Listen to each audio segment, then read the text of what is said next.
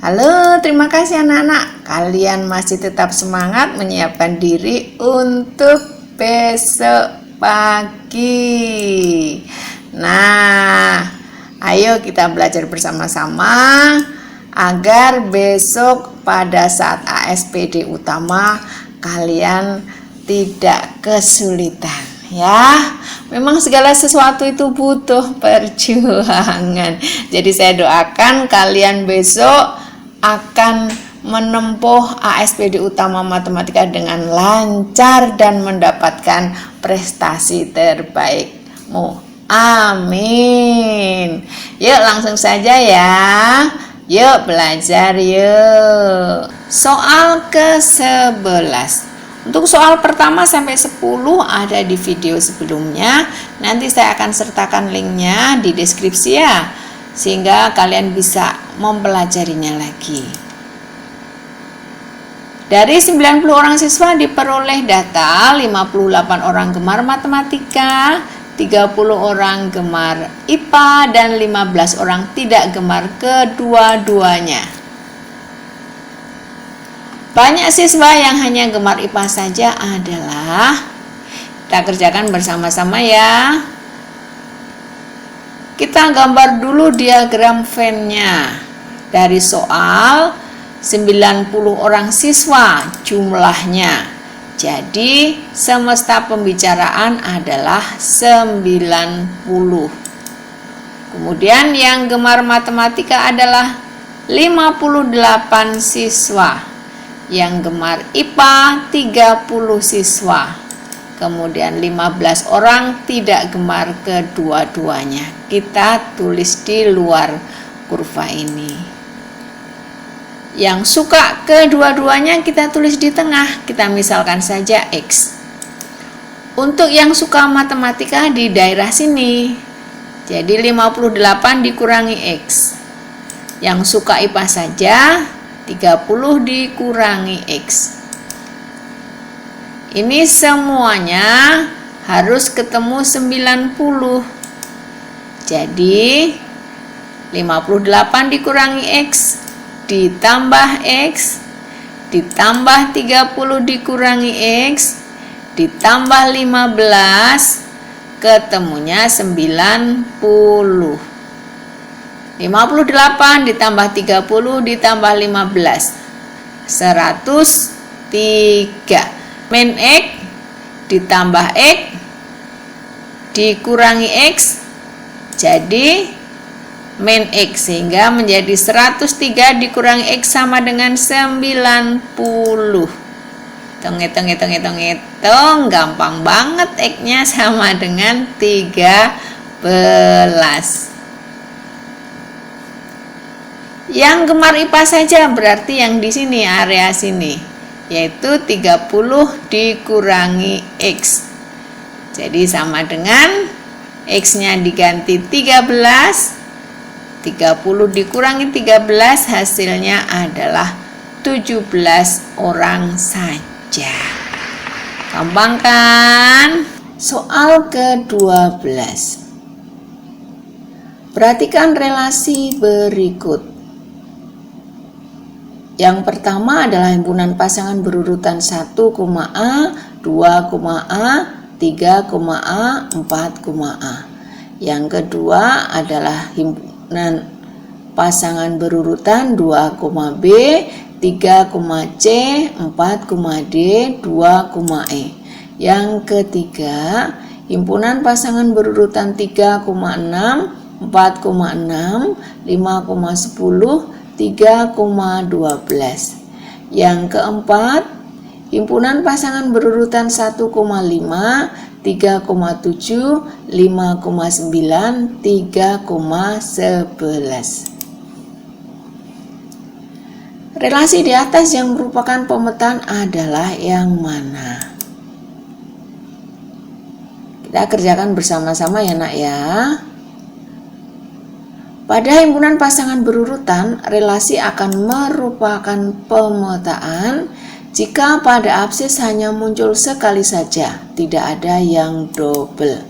Jadi perhatikan baik-baik, himpunan pasangan berurutan ini di antara 1, 2, 3, 4. Yang absesnya hanya muncul sekali adalah,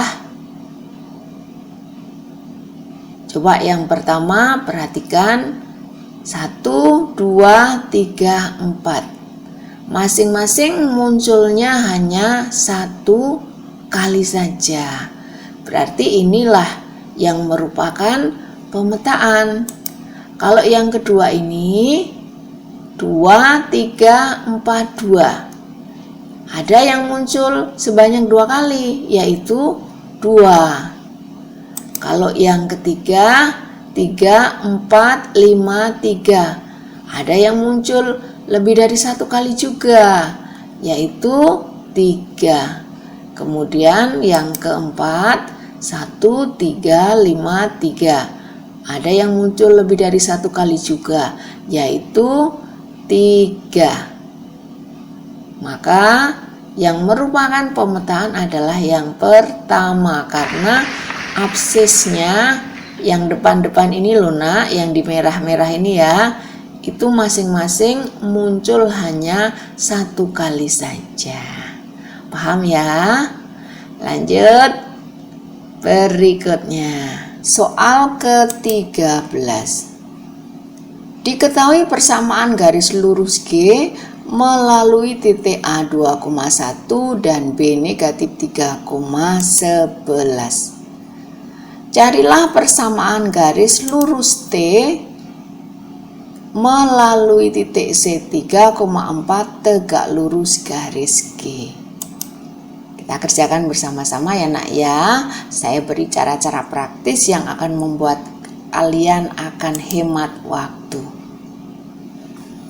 Yang pertama yang dilakukan adalah mencari persamaan garis G melalui titik A 2,1 dan B negatif 3,11 terlebih dahulu.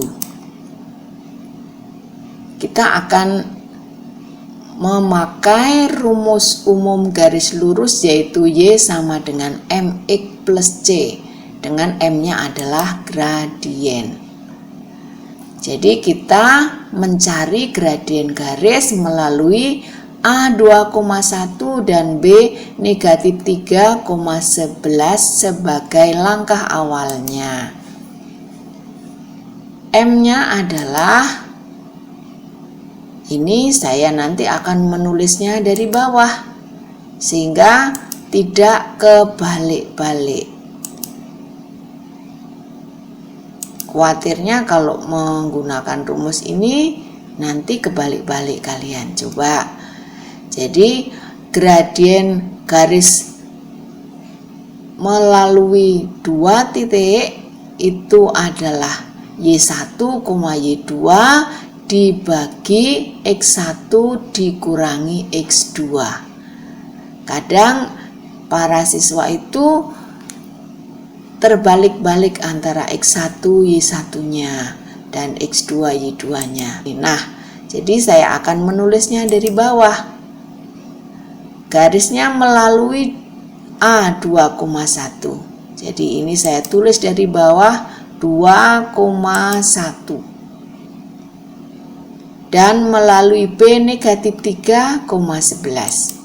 Saya kurangi negatif 3,11.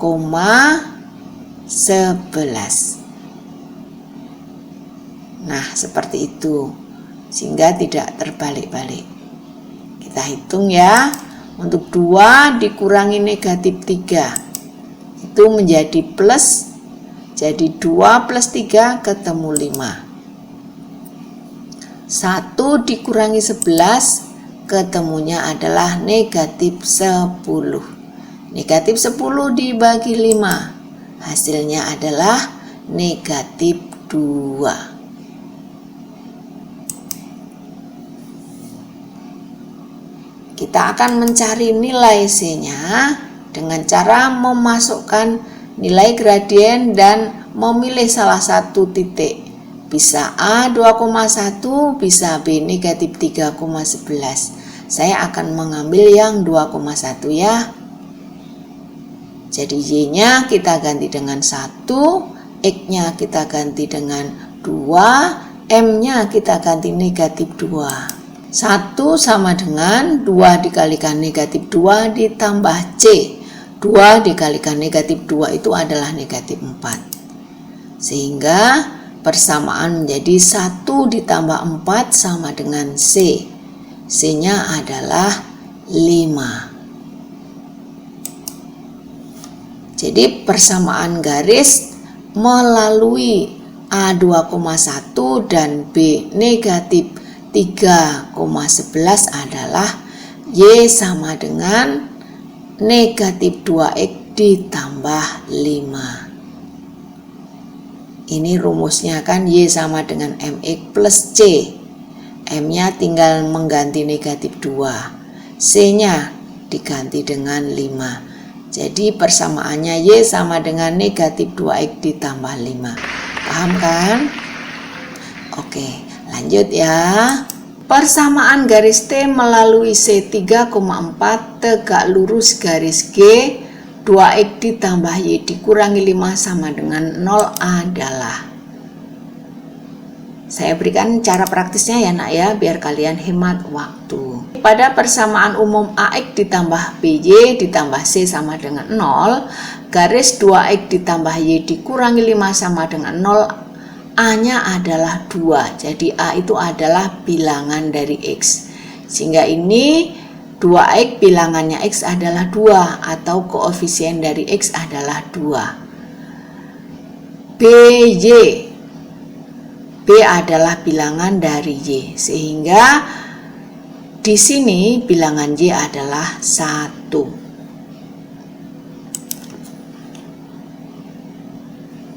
Sehingga persamaan garis melalui C X1, Y1 sama dengan 3,4 tegak lurus garis G 2X ditambah Y dikurangi 5 sama dengan 0 adalah BX dikurangi AY sama dengan BX1 dikurangi AY1. Coba perhatikan anak-anak, ruas kiri dan ruas kanan ini sama persamaannya. BX min AY sama dengan BX min AY. Hanya saja X-nya diganti X1, Y-nya diganti Y1. Kita ganti ya untuk bilangan-bilangannya. B-nya diganti 1, A-nya diganti 2, kemudian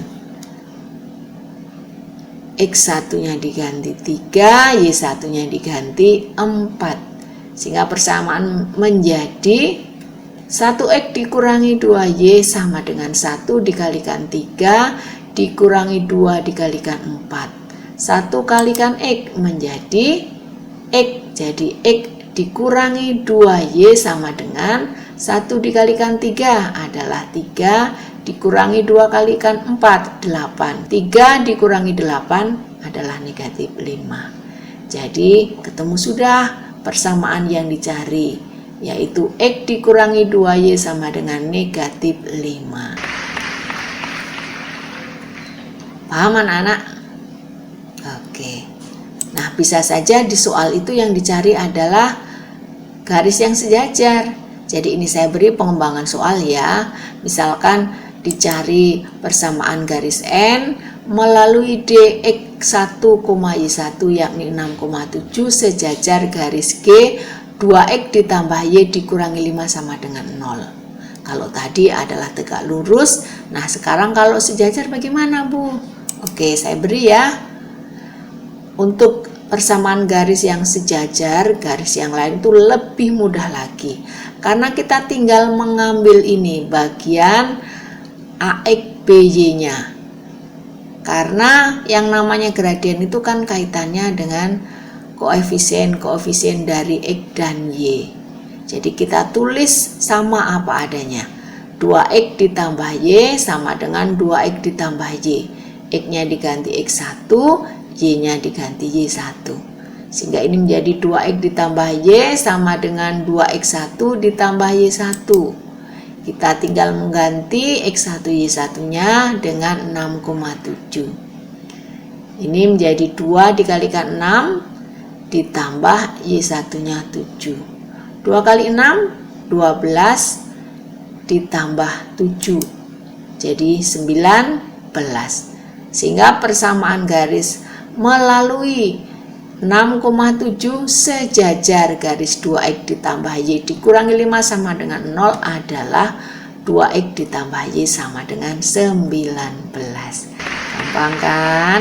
Gampang, hanya 3 detik loh nak, ketemu. Ulangi lagi ya nanti ya, biar kalian lebih cepat lagi. Lanjut ya, soal yang ke-14. Tempat parkir untuk motor dan mobil dapat menampung 30 buah kendaraan. Jumlah roda seluruhnya adalah 90 buah.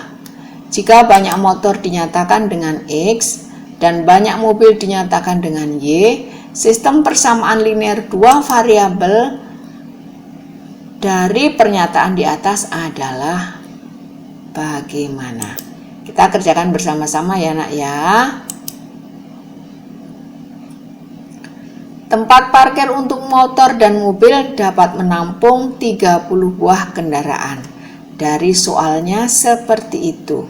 Nah, untuk motornya adalah X dan mobil adalah Y, maka pernyataan ini bisa dituliskan X ditambah Y sama dengan 30. Kemudian jumlah roda seluruhnya 90 buah. Roda motor berapa ya nak ya? 2. Untuk mobil 4. Saya doakan kalian semua besok bisa membeli mobil sendiri yang bagus-bagus. Kalau sekarang kan punya orang tua ya kan? Iya. Ini menjadi 2X ditambah 4Y sama dengan 90, nanti bisa disederhanakan. Jadi sistem persamaan linear dua variabel dari persamaan di atas adalah X ditambah Y sama dengan 30 dan X ditambah 2Y sama dengan 45. Ini karena persamaan yang kedua kita sederhanakan, kita bagi 2 semua. Mengerti anak-anak? Iya. Lanjut ya. Soal ke-15. Akar-akar persamaan kuadrat adalah 2x kuadrat ditambah mx ditambah 16 sama dengan 0 adalah alfa dan beta. Jika alfa adalah 2 beta dan alfa beta positif, maka nilai m adalah, kita kerjakan bersama-sama ya nak ya. Pada persamaan kuadrat 2x kuadrat ditambah mx ditambah 16 sama dengan 0, A adalah 2, B adalah m, C adalah 16, dan diketahui alfa adalah 2 beta. Kita pakai cara praktis ya nak ya, biar kalian mudah untuk mengerjakan. Hasil kali 2 akar adalah C per A, sehingga X1 dikalikan X2 adalah sama dengan C dibagi A, C-nya adalah 16. Kemudian untuk A-nya adalah 2. 16 dibagi 2 sama dengan 8. Dari soal diketahui bahwa alfa sama dengan 2 beta. Jadi X1 dikalikan X2 adalah alfa dikalikan beta, kemudian alfanya kita ganti 2 beta karena dari soal diketahui bahwa alfa sama dengan 2 beta. Berarti 2 beta dikalikan beta, jadi 2 beta kuadrat. Jadi 8 sama dengan 2 beta kuadrat. Kita sederhanakan ya nak ya. Beta kuadrat sama dengan 4, asalnya dari 8 dibagi 2. Jadi betanya adalah plus minus 2. Beta sama dengan 2 atau beta sama dengan negatif 2. Nah, karena soalnya minta bahwa alfa dan betanya adalah positif, maka kita ambil yang betanya adalah 2. Dari soal diketahui bahwa alfa itu sama dengan 2 beta. Maka alfanya adalah 2 dikalikan betanya. Tadi sudah ketemu 2. 2 dikalikan 2. Dapatnya adalah 4. Juminba. Masih ingat? Juminba adalah jumlah akar-akar adalah min B per A. Jadi X1 ditambah X2 adalah min B per A. Sama dengan X1-nya sudah diketahui 4, X2-nya adalah 2. 4 ditambah 2 adalah min B per A. Min B. B-nya adalah M, berarti min M. A-nya adalah 2, berarti min M dibagi 2.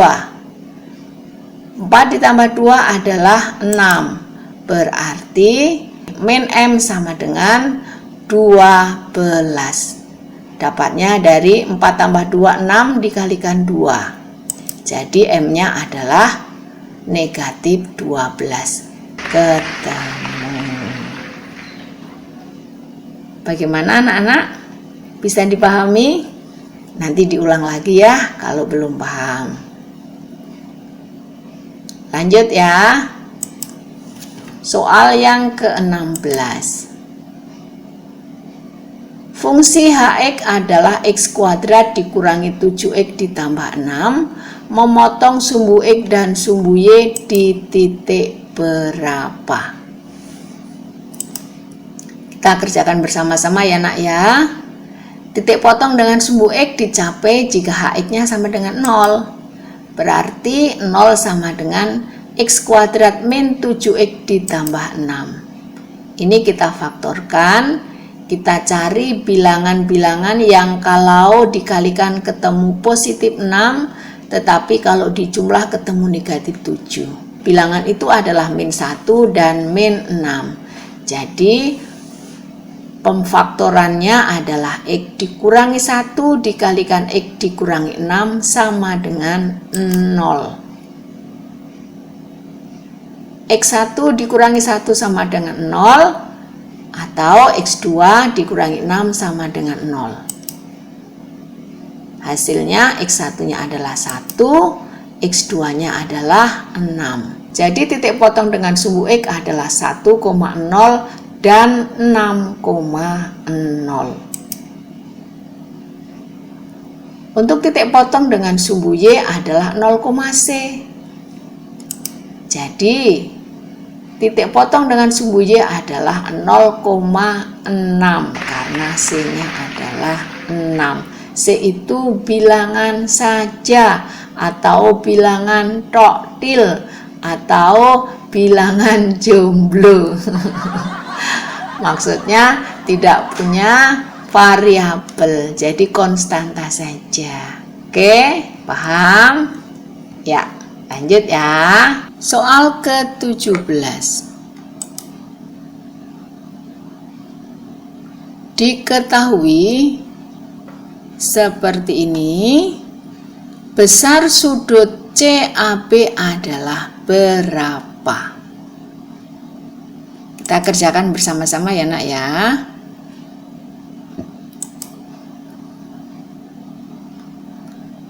Besar sudut ACB adalah 180 derajat dikurangi 82 derajat. Karena sudut ACD adalah sudut lurus yang besarnya 180 derajat.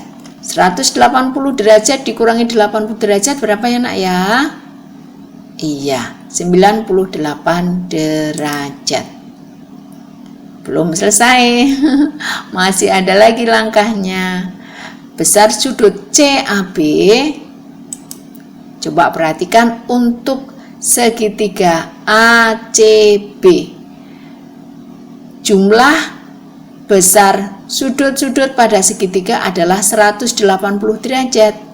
Berarti sudut CAB adalah 180 derajat dikurangi sudut ACB ditambah sudut ABC.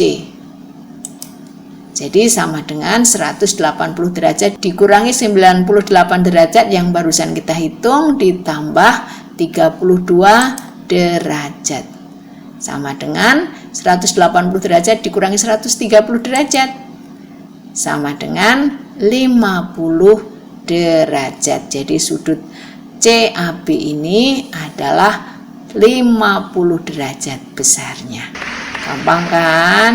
Gampang. Lanjut ya. Soal ke-18. Diketahui bentuk seperti ini. Luas bangun di atas adalah, kita kerjakan bersama-sama ya nak ya. Bangun ini terdiri atas jajar genjang A, B, C, D dan belah ketupat B, C, E, F. Jadi luas bangun di atas adalah luas jajar genjang ditambah luas belah ketupat. Untuk alas jajar genjang adalah 15 cm, kemudian sisi BC-nya adalah 10 cm, tingginya belum diketahui, jadi kita harus mencari tinggi jajar genjang dulu. Kemudian untuk belah ketupat, ini panjang BO adalah 6 cm. Nah, kita akan mencari panjang dari OC yang merupakan tinggi dari jajar genjang sekaligus merupakan setengah dari diagonal belah ketupat. Kita cari OC dulu ya. Dengan rumus Pythagoras, OC adalah akar dari BC kuadrat dikurangi BO kuadrat. Sama dengan akar dari 10 kuadrat dikurangi 6 kuadrat. Akar 64 sama dengan 8. Kita mencari luas jajar genjang ya. Rumusnya adalah alas kali tinggi. Alasnya adalah 15 cm, tingginya adalah sudah kita hitung 8 cm. Jadi sama dengan 15 kali 8 adalah 120 cm persegi. Untuk luas belah ketupat, masih ingat anak-anak rumusnya? Setengah kalikan diagonal 1 dikalikan diagonal 2. Jadi sama dengan setengah dikalikan BE dikalikan CF. Sama dengan setengah dari 12 dikalikan 16. Sama dengan 96 cm persegi. Jadi luas seluruhnya adalah 120 cm persegi ditambah 96 cm persegi sama dengan 216 cm persegi. Gampang kan? Gampang. Lanjut ya. Soal 19. Diketahui keliling belah ketupat ABCD adalah 104 cm dan salah satu diagonalnya panjangnya adalah 48 cm. Luas belah ketupat tersebut adalah, kita kerjakan bersama-sama ya nak ya. Ini adalah belah ketupat ABCD dengan titik potong kedua diagonal adalah titik O. Sisi-sisinya adalah sama dan diketahui kelilingnya adalah 104. Nah, jadi karena sama, misalkan sisinya itu adalah X berarti kelilingnya adalah X ditambah X ditambah X ditambah X. Berarti 4X sama dengan 104. Sehingga X sama dengan 104 dibagi 4, ketemu sama dengan 26. Jadi panjang sisi belah ketupat adalah 26 cm. Kita akan mencari panjang diagonal dari BD.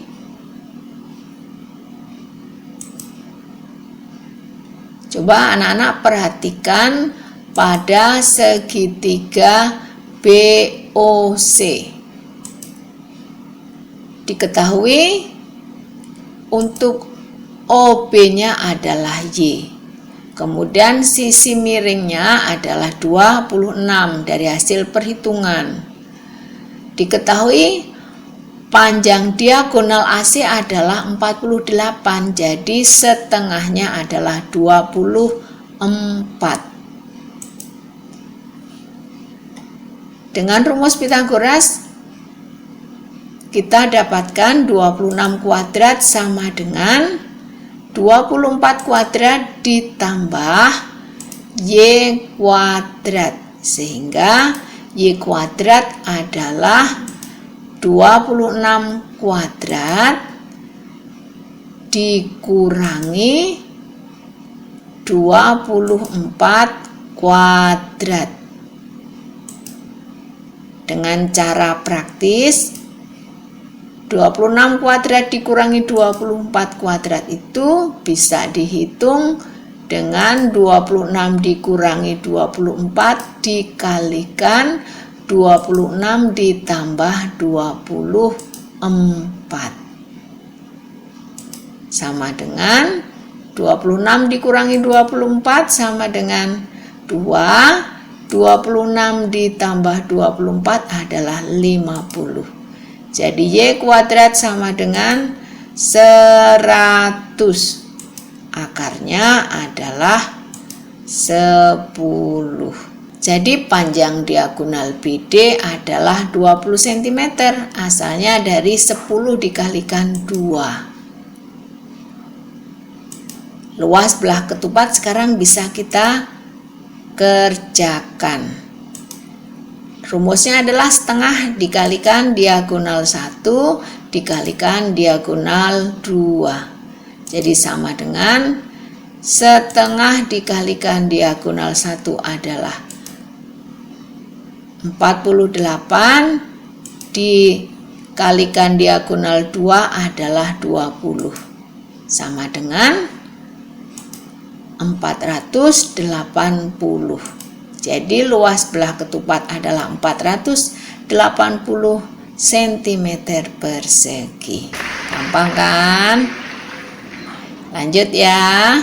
Soal ke-20. Diketahui gambar sebagai berikut. Besar sudut TRP adalah, kita kerjakan bersama-sama ya nak ya. Besar sudut THR adalah 180 derajat dikurangi 70 derajat.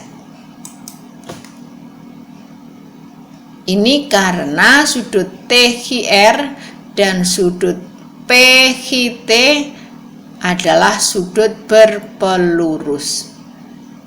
Perhatikan baik-baik anak-anak, PHR ini kan garis lurus ya toh.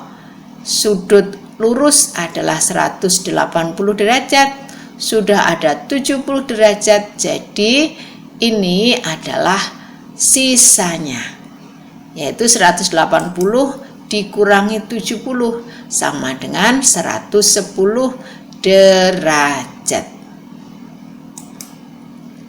Pada segitiga THR diketahui sudut T adalah 10 derajat, sudut H sudah kita hitung 110 derajat, sudut R ketemu.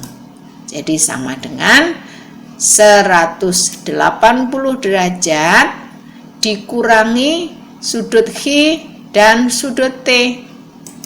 180 derajat dikurangi 110 ditambah 10 derajat. Jadi sama dengan 180 derajat dikurangi 120 derajat sama dengan 60 derajat. Gampang kan? Jadi sudut TRP adalah sama dengan sudut TRQ sama dengan 60 derajat. Kasih ketemu. Pada video yang akan datang kita akan membahas prediksi bagian 3. Mungkin kalian masih belum paham apa yang Ibu sampaikan, jangan menyerah, ulangi lagi ya agar kalian sampai mengerti benar. Jangan lupa klik video yang di samping-samping ini karena itu ada banyak cara praktis yang sudah saya upload. Jadi bisa membantu kalian di dalam menempuh ujian besok. Tetap semangat karena masa depan yang cerah butuh perjuangan. Semoga kalian sukses ya. Amin. Bye-bye.